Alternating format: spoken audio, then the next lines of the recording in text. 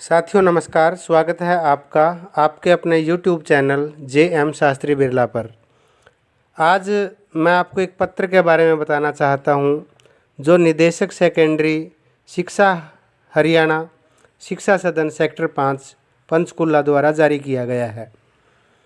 ये इसका विषय है CWP number 20613 of 2021 titled as Amit Manohar and others versus state of Haryana.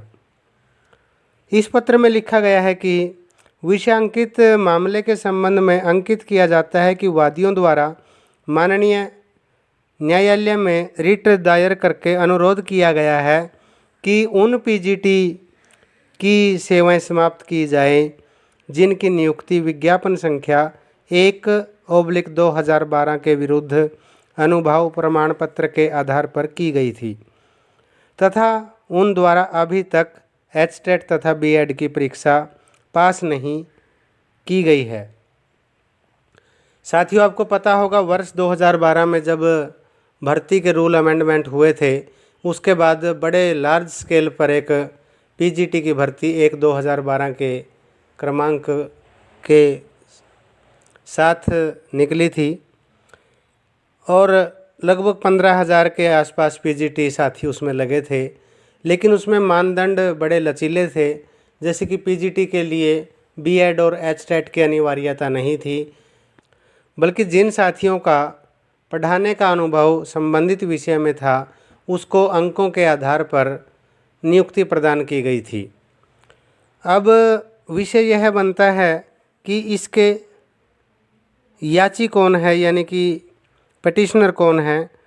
तो मैं बताता हूँ आपको। इसके पिटिशनर हैं कुछ साथी वर्ष 2008, 9 तथा 11 में मास्टर के पद पर नियुक्त हुए थे और 2016 में उनकी PGT यानी प्राध्यापक के पद पर नियुक्ति हुई थी। अब यहाँ उनको समस्या यह है कि जो 2014 या 15 या 13 में 12 वाली भर्ती वाले PGT साथी लगे हैं, उनके कारण 2016 में प्रमोटेड व्यक्तियों की सीनियरिटी उनसे नीचे रह गई।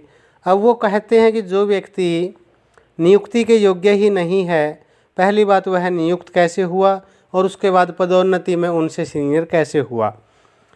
तो उन साथियों ने वर्ष 2021 में CWP नंबर 20613 के तहत केस डाला था।